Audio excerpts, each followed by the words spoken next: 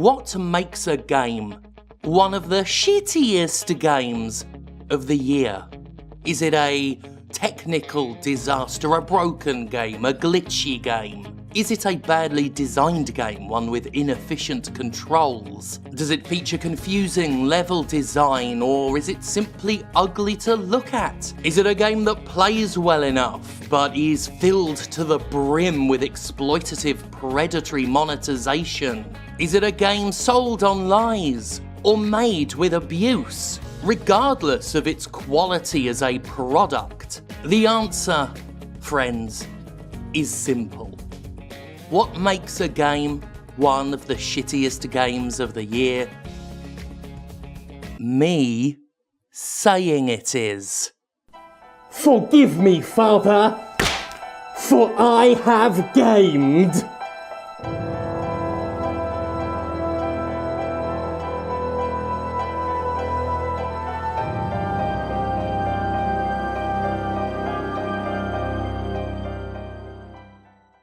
I hear that you've all been very naughty, hardcore gamers. Oh, I've got a good mind to corrupt your save file. And by that I mean fuck you up the butt. Anyway, 2020 has been a horrible, terrible, dreadful year. Disease, destruction, devastation, social collapse, and some really bad video games. And we're going to do that. We'll talk about some like the best games of 2020 next week. But right now, I've got some shit to get off my chest. Marvel's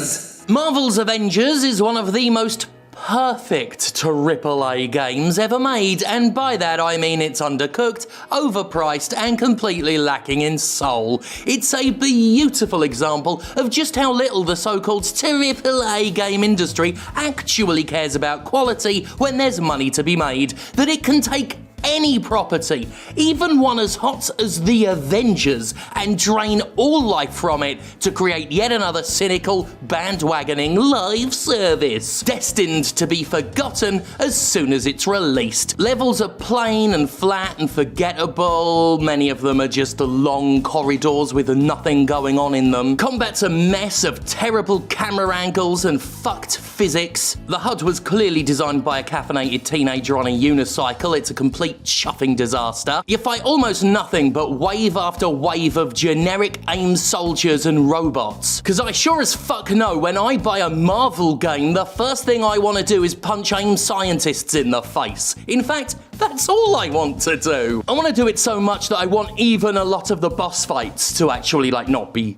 supervillains and just be sort of, elite soldiers and elite robots. Oh, don't worry though, the game's got an update. Like an AIM lab with video games! Boring voices by the same old fucking actors, washed out colours, faces that look like they came off a AAA model rack. Everything about Marvel's The Avengers is by the book. This book, in fact, I've not read it.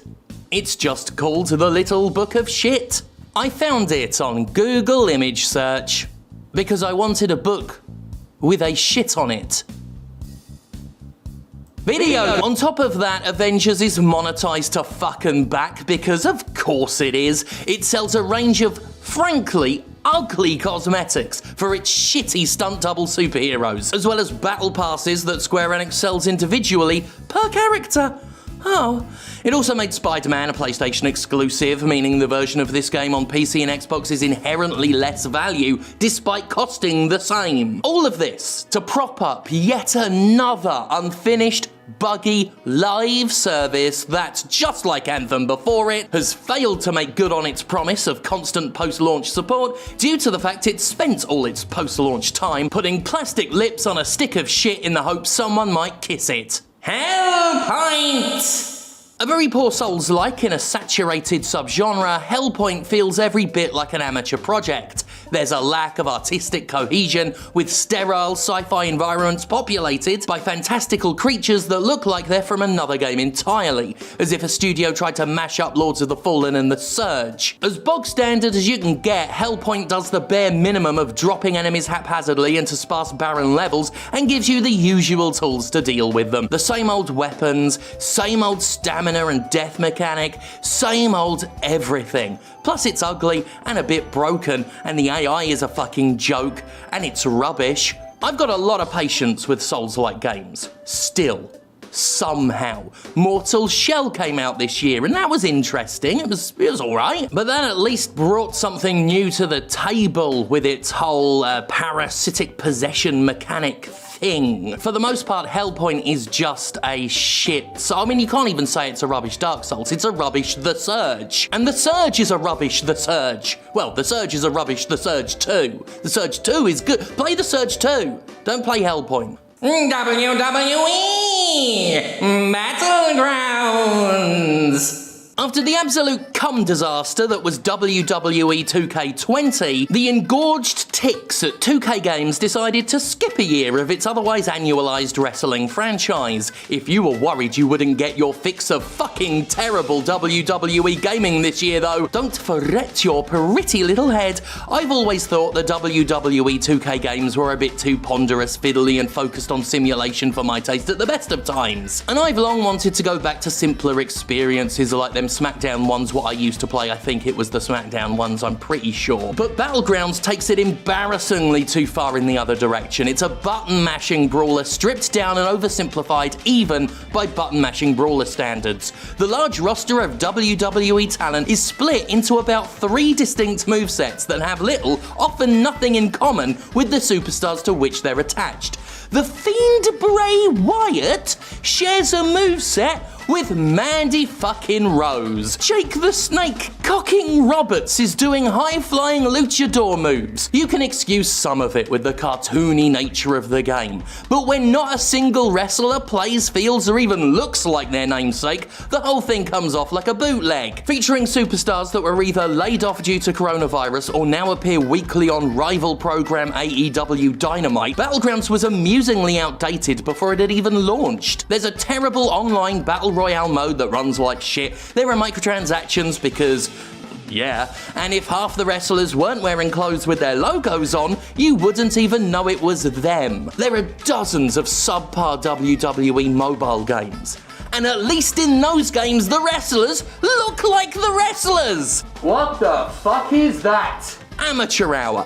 Thoroughly artless shit. Based on a predatory scam of a wrestling promotion, WWE 2K Battlegrounds is about as pleasant as Vincent Kennedy McMahon. Minecraft Dungeons! Minecraft Dungeons is okay if you really want to be kind. I mean, unlike some of the games on this list, its lack of quality didn't offend me. Let's put it that way. I mean, it's still shite. What makes Minecraft Dungeons so criminal is that it's based on a game fueled entirely by imagination, but is about as uninspired and hackneyed as a game gets. Essentially baby's first dungeon crawler, Minecraft Dungeons is so reductive in its mechanics and patronising in its simplicity that even babies should be insulted at what game developers think of them. Minecraft is a game designed so that children can make working fucking train tracks and castles. Children have cell phones grafted onto their eyes at the age of 4 these days. Probably. They can handle so much more than the banal, feature-stripped, unforgivably shallow guff Minecraft Dungeons shovels into their heads. They're impressionable heads. They shouldn't be allowed to believe this is what games is.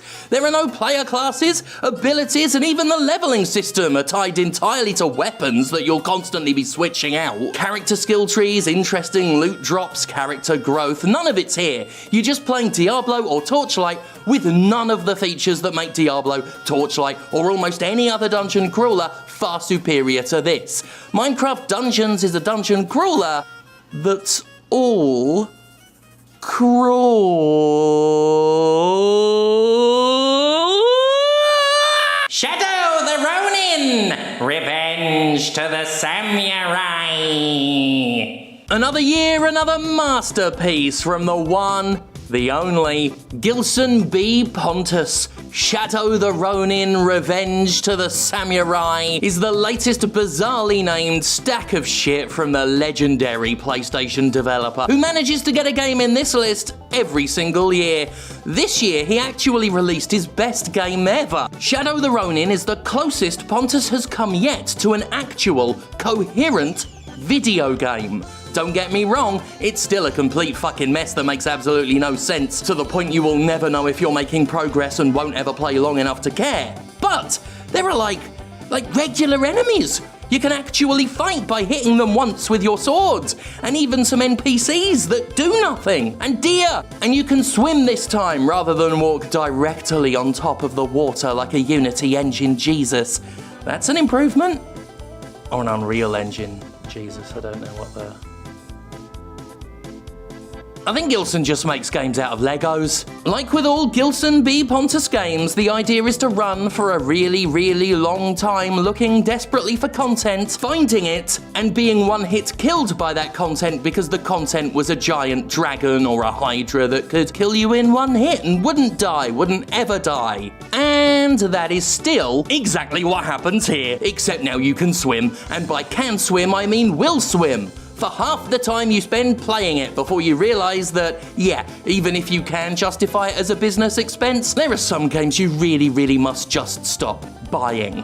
Speaking of... Cyberpunk 2077! Cyberpunk 2077 is on this list because it has to be. I made no secret of the fact I'm so tired of CD Projekt Red's remorseless bullshit that I lost all interest in buying, playing and critiquing Cyberpunk. But you can't not put a game sold so fucking dishonestly on the list of the shittiest video games of 2020. You just can't. Misrepresenting the PS4 and Xbox One versions of the game, CDPR had critics only look at the superior PC version and placed harsh limits on what reviews could show. Studio leadership knew that the last gen versions were awful and yet kept telling us that they were surprisingly good. In the face of many controversies and allegations over the years, CDPR has complacently skated by on its reputation as the good guy video game company, beloved by customers and adored by the media. Meanwhile, it continued to overwork its staff with crunch and toxic office conditions, even while telling interviewers it was cutting that shit out. Maybe certain game studios should drop the rockstar attitude. So it was that one of the most overhyped and overpromised games of all time became a laughingstock for at least a week, as it was shown to be a bug-ridden piece of utter shit. Even the flawless PC version had a major glitch that could ruin your save files. CDPR fucked up the refunds, the game was pulled from the PlayStation Store, and even now the last-gen versions are worse than the fucking Avengers. No matter how many tweets CDPR's boss might like saying Avengers is worse, it's not. Oh, and when your studio apologizes for fucking up and then you like tweets defending your fuck-ups, that just demonstrates the massive problem you have of pretending to be pro-gamer, pro-consumer, and showing in full view of everyone that your populism is insincere vomit. Cyberpunk 2077 was made with lies and sold on a lie by liars. It gave people seizures at launch and inspired an army of creepy shitheads to attack and in some cases assault anybody with a bad word to say about it, while CDPR did nothing to step in and stop the chaos. CDPR showed its true neon piss colours with Cyberpunk 2077, revealing just another AAA-brained ghoul. One that avoids being seen as such simply because it knows how to pander and virtue signal its gamer cred to the gamers because they're such gamers, you guys. Video games! 2077 has, of course, sold a ridiculous amount. It was always going to. But I know I got what I wanted from all this. I wanted you all to see what CDPR was, underneath its pro-consumer mask, just another corpo. I wanted everyone who expected me to keep eating shit over being right, once again, to see that I was right, once again, and I was, once again, and now you know it, once again. Now that's fucking punk. 13 Remake! 13 XIII was an absolute goddamn classic when it first arrived in 2003. With its cel-shaded look, methodical first-person action, and comic book thriller story, one can't say it was forgettable, unless you're the geniuses who remade the game and apparently had no fucking memory of what it used to look like, or that it was a good game. The visual style, for which XIII was most famous, has been stripped out and replaced with vaguely stylized characters and flat environments. Meanwhile, sound effects and animations have not been replaced, and as a result, do not sound or look like they belong in this game. Once again, artistic cohesion is a shitting important thing, folks. The gameplay itself is largely the same, except in 2020 it feels super old and sluggish. This means that instead of trying to improve XIII in any tangible way, the developers looked at XIII's art style and thought that was the one thing that needed changing.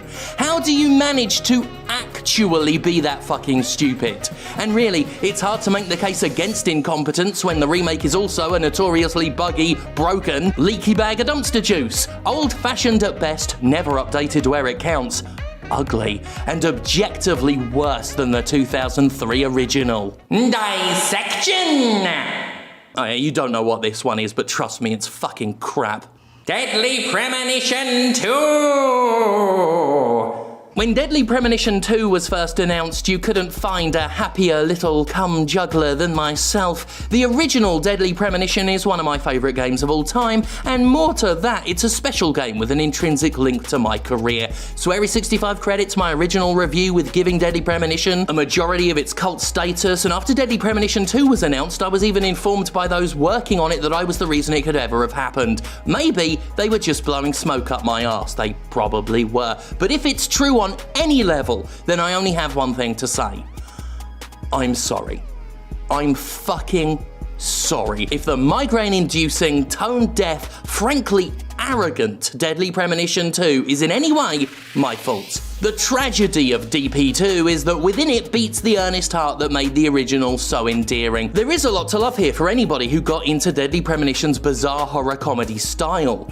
Agent Francis York Morgan is still awkwardly charming, the endless references to classic movies and strange non sequitur dialogue can be as hilariously strange as anything elsewhere is done.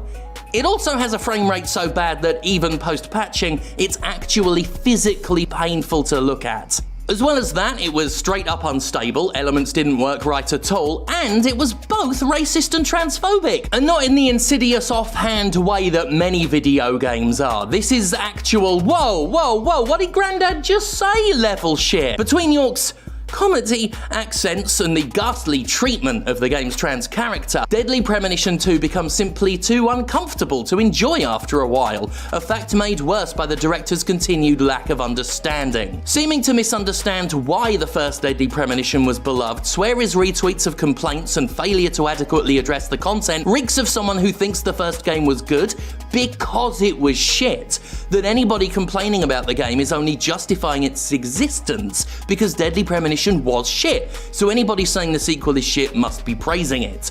No. The first Deadly Premonition was this incredible balance of shitty elements that came together to create something so baffling and entertaining, it became strangely perfect. Deadly Premonition 2 is just a badly made video game that is horrible to play. It's actual shit. It is in fact what I feared a Deadly Premonition 2 would be. The same thing that happens when Tommy Wiseau has ever tried to make a movie after The Room. It's a creator who got famous for something crappy, thinking the crap is all that you need. Earlier this year, Swery65 said that he was going to address and fix some of this transphobic material in the game. This of course upset a certain subset of hardcore gamers who pretend that they're anti-censorship but actually want many games changed to suit them. They just don't like it when games are changed to be less harmful to marginalized people. And defending Swery's decision to do this, I said that it's exactly what these anti-censorship hardcore gamers claim to want. This was the game's director, saying he wanted the game to be a certain way and he was unhappy that it hadn't come across that way and he was going to change it. And it turns out Swery was talking bollocks. Swery was told that presenting yet another sexually maladjusted trans villain in his work, complete with misgendering and dead naming, was really fucked up. Swery65 apologised and said he would address that, which I defended as Swery's artistic freedom. It turns out that, as I said, Swery was talking shit. He cut a couple of the very worst lines and left it at that, before he started rudely and kind of harassingly defending himself to trans critics on social media for ages, because he was happy with the game now and everyone else could fuck off. And of course, as someone who defended Swery65's right to make the game the way he wants to do it, I have to stick to that. Deadly Premonition 2 is the game that Swery65 wants it to be, and I sure as hell can't tell him to stop making games. Well done, Swery65, you have made exactly the game you wanted to make. The transphobic, racist, physically painful video game you wanted to make. Well done. Have a biscuit. Tom Clancys Elite Squad. On its own, without the need for additional context, Tom Clancy's Elite Squad is fucking atrocious. On its own, Tom Clancy's Elite Squad embodies the very essence of the modern mainstream mobile game. It's a game in the way Pogs were a game. Sure, there are mechanics attached, but the actual purpose of the product is to keep selling random items. The modern mobile gacha game has become streamlined to the point where they all play pretty much the same, though play truly is a generous term, like Raid Shadow Legends or that fucking Marvel Strike Force. There's no real thought behind the Elite Stasi. You just pick and train a bunch of characters until your squad's power level is higher than the level of the mission you're on, then let them fight automatically while occasionally pressing a couple buttons to issue cooldown attacks. Oh, fingers crossed, I hope we start seeing this more in so-called AAA video games as well. I love to see video games streamlined to the point where they cut out the gameplay, really demonstrates the priorities of the people who made it. It literally exists to be spent on. That's all it's there for. It exists so that you spend on it. They just play themselves so they can hurry you along to the important bit, which is, well, gambling. And that's the only reason these games fucking work, is because they're exploitative and manipulative and monstrous. And that's it. That's all any of these licensed mobile games are anymore. They're the fucking same thing. They just play themselves until you run out of resources and are forced to either wait or pay money. As with all shitty freemium mobile games, there is an absurd amount of currency to confuse the customer, a sprawling mess of a progression structure, gambling in the form of loot boxes, a simplistic and ugly art style, and practically no fucking gameplay. That's the Elite Squad without added context. So then we get to the fact it's an Ubisoft game. Ubisoft, a company for which 2020 should have been a year of roosting chickens, but thanks to a boneless press, violently protective fans, and an executive class that knows marketing will drown out any controversy, it's been all but forgotten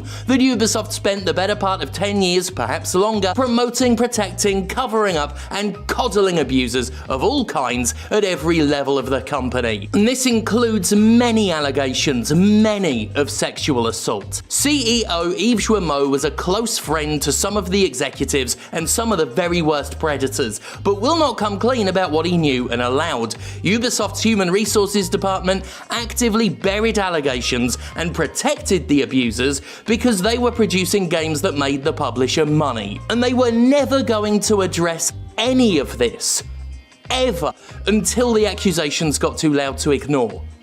They were never going to address rape at their company. And even then, they've mostly still ignored it. Those who have been fired for hateful, violent, and otherwise unacceptable behaviour appear to have kept their shares, so continue to directly profit from their association with Ubisoft. In this year, of all years, and almost immediately following an international rise in Black Lives Matter protests, Ubisoft decided to release the Elite Squad, a game about putting down resistance movements with a cartoon gang of government authoritarians, a game that, until Ubisoft's obligatory pathetic performative apology, used the raised fist emblem most commonly associated with BLM and portrayed such movements as funded by a cabal of shadowy globalists. And yes, that is a common far-right anti-Semitic conspiracy theory. You're correct. The game was directed by Yves Rameau's son, by the way, Charlie, and they're lying when they pretend they don't know what they were doing. Ubisoft always pretends it doesn't know what it's doing when it exploits political imagery and then claims it's not political.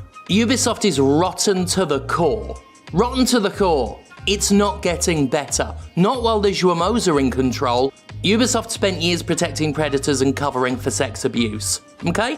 With and without that, Tom Clancy's elite squad is a load of fucking shite. But do remember, it is with that as well. Ubisoft covering for abuse for years. Long sleeve, look. Woo! Yeah. Anyway, that was the top 10 shittiest games of 2020. And remember, shittiest doesn't just mean technically worst. Doesn't just mean the bad game. Shitty means shitty for any number of reasons. Just like how Ubisoft might be successful financially, might make critically acclaimed games, but is objectively, scientifically shitty. And all it would have taken would have been for enough games media publications to have said no thanks on the Watch Dogs Legion review copies. We're good until you address this shit properly. We'll see you next week for the Jimquisition Awards. Thank God for me. Well, I'm a liar, I'm a boozer, I'm a bastard and abuser, and I'm wondering how much slower can I go? I've been beaten, I've been bloodied, I've been broken and betrayed, and I'm wondering how much slower